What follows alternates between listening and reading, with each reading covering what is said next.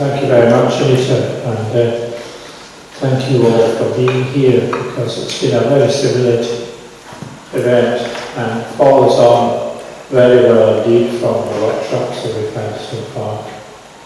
I think nobody who's been here today cannot be impressed with the quality and the depth of knowledge of the speakers. And the same is true for all the workshops that we've had. And I think the thing that appeals to me most is that textiles are the heart of our lives in many respects. And we all wear them, we all sleep under them, most of us have them on our floors, some of them have them hanging on our windows. Some of us have got paintings painted on canvas.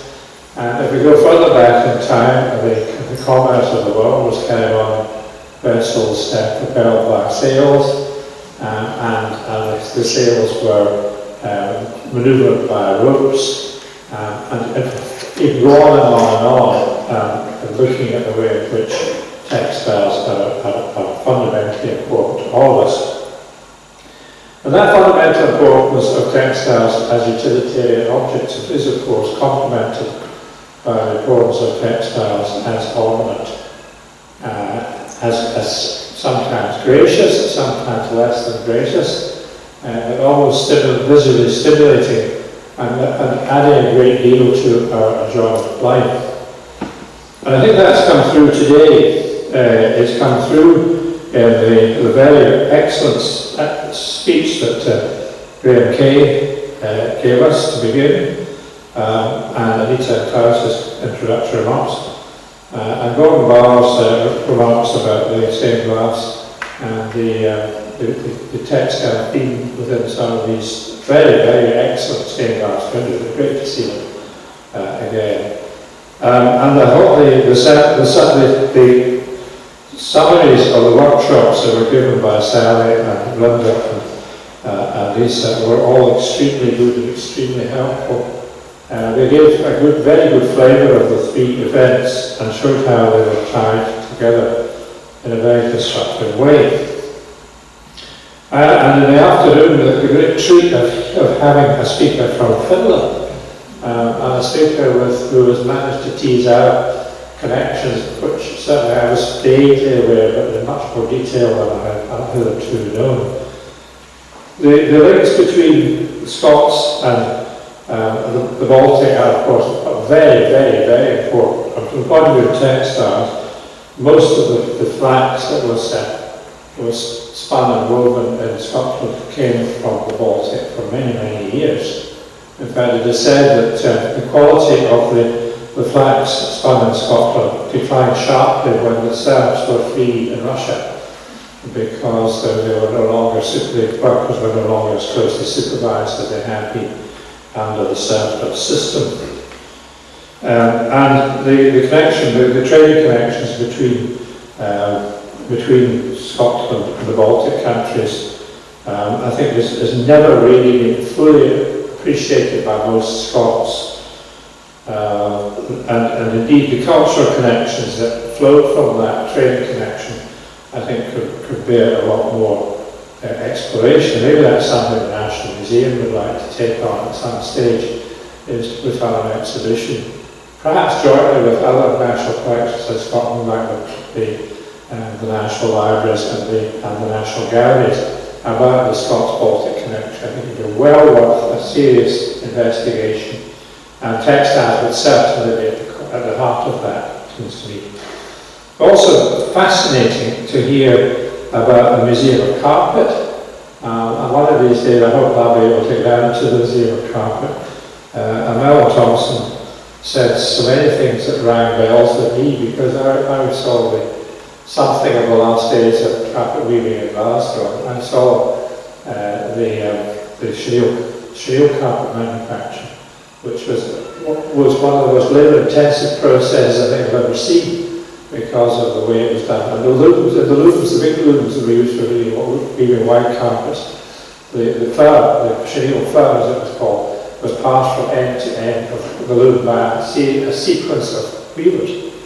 in a big loom there might be 6 or 8, even 8 weavers passing this material along from one end to the other. And you make the cloth any shape you like. There was a corner cabinet in your room. A carpet can be woven using the chenille process very easily to fit. Fascinating. But also what you said about spool axminster and gripper axminster, saw these processes as well. Some of the gripper, I don't know whether any of the carpet looms in Kidderminster were made in Paisley, but certainly some of them, quite a lot of the Scottish ones were made by A.F. and Paisley. And then James Robertson's fascinating account of what's planned for the National Museum's art and design. I'm very pleased to hear him say that the technique and process will be part of these displays. I think this will give them a new dimension. Far too often, I think, we look at decorative art objects as being things in their own, seen as glorious objects in a glorious setting, and they are, of course, that. But they were made, and they were made by people, and the people have very distinctive skills allowing them to make that. And the more that can be brought out, perhaps more in peripheral activities, rather than in the displays themselves, I think the more intelligible it will be to many people.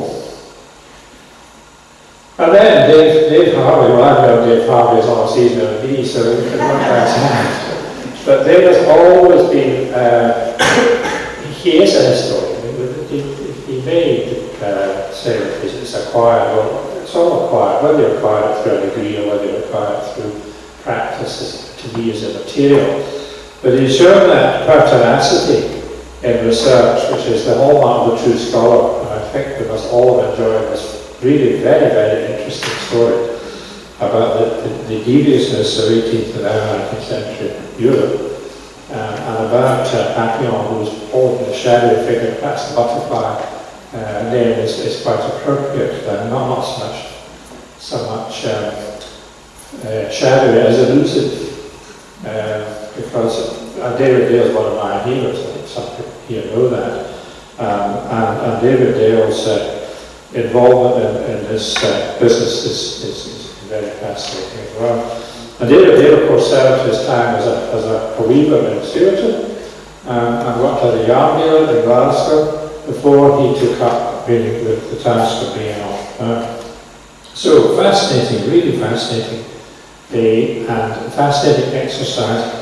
I think ReINVENT is something that we all want to see continue in one form or another. And one of the ways in which it could continue is suggested in the feedback leaflet is an annual conference. I think an annual conference is a very good idea. But I'd like to think there might be more workshops on related topics as part of that. And a web presence. And perhaps, I was talking to Miriam about this, perhaps a nice book outlining the history of textiles in Scotland in a way that would be accessible to a wide range of the public, not just the specialists. These are just a few thoughts, but I would really like to conclude in a way by thanking Klaus and Anita and all the participants in all the workshops and all the participants in today and the audiences to which these have been addressed. There's no point in doing this just for one's own sake. It's reaching out to people that you wouldn't otherwise meet and having dialogue between people who wouldn't otherwise meet, multi-law, and it is so important about projects like this and about the events which have been part of the project. Thank you.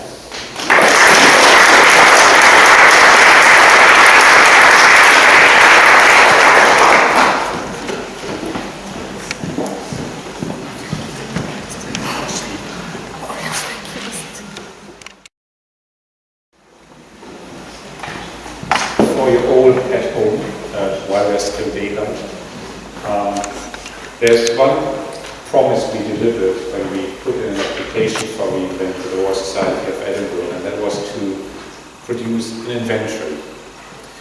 At the time it sounded a very good idea to do an inventory. And then the more we thought about it and the more our workshops progressed, the question, of course, grew an inventory of what?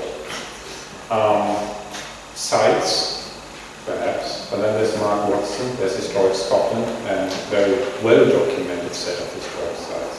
We thought records, archives, Mary MacDonald from the Royal Commission. That's nicely documented. We thought maybe businesses, but then there's the Scottish Business Archives, there's Claire Patterson, hello. So we thought, where is the inventory we can make a difference with? I mean, like, what type of inventory could this be? And something we felt that was growing as a question out of all these workshops was a question of techniques and processes, skills and practices, because that's apparently what we feel is the least recorded and the most needed. For me as a curator, if I want to bring back my machinery to life on the gallery, I need to know what people did in the past and how they did it. So my proposal for today is that over the next few weeks and months, we sit together, and we already have a stick committee meeting lined up in Irvine on Monday morning, take it up there, about how we can capture the skills and the practices and the techniques and the tacit knowledge that surrounds historic textile manufacture in Scotland in the 19th century.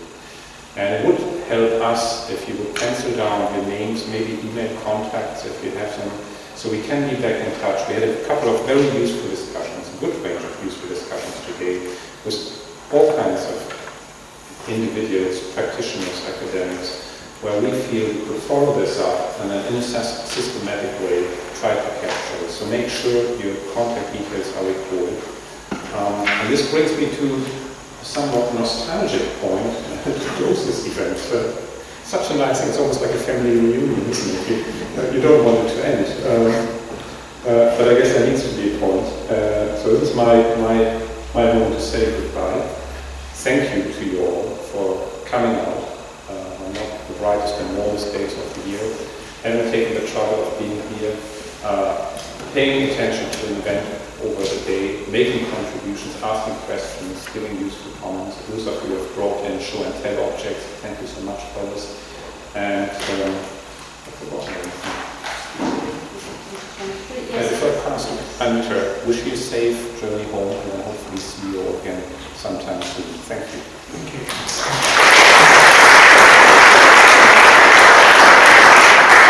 Well, I don't know how many organisers can honestly say this, but it has actually been a joy to pull together this event, and it's the start of something very exciting and very beautiful. And we would love nothing more for elements of this to get taken and grow arms and legs in different ways, and to if this helps to sort of get creative thought going for other kinds of similar projects, that would be a wonderful thing. And we want other people to come in and take ideas from that, for this is much larger than even all of us in this room right now. So, and that's the way it goes. It's going to be a big body of collectiveness.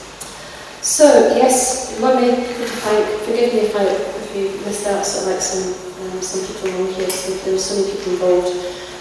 But just want to start off by saying that without having the support and funding from the Edinburgh Scottish Government, we wouldn't be here today. And so very grateful for them. And also pay a huge thanks to Gordon Barr, the trustee. It's just been fantastic. And for all the organisations, so Maryhill and Stuart, and also Ryan as well, who've helped us to get access to the facility and do the catering and everything for that, and facilities. So very, very grateful for that. And Stick, Miriam, through Stick, have been great support through that for doing co-hosting a website for us, supporting, so that letting people know about what's happening in the event, and we feel that's been a very valuable part. So thank you very much for your support for that and to be involved in Stick.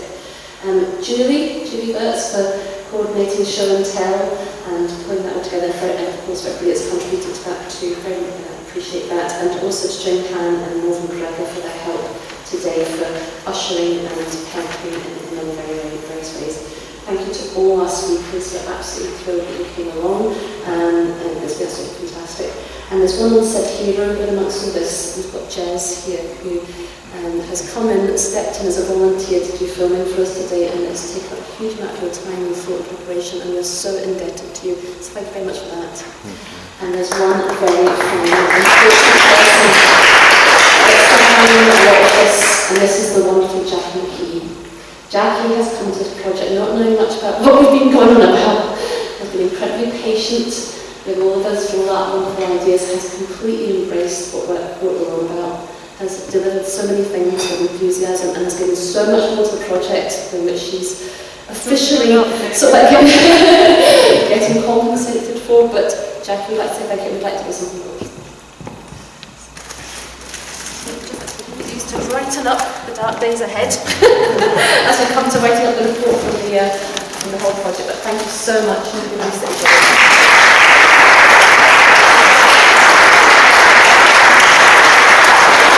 Ladies and gentlemen, just about to bring things to a close, so please, if you'd like to spend a few minutes just like indulging yourself in some of the delights that you've brought, we'd be glad for that. If you'd like to have some more cake, please do as well.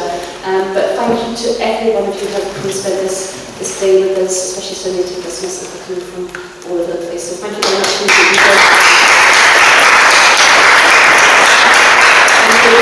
your feedback cards and pleasure with them. Can we come to feedback thank you on the desk that we're Brilliant. Thank you very much. Safe journey home. Look forward to being in touch with you and keep in touch with you.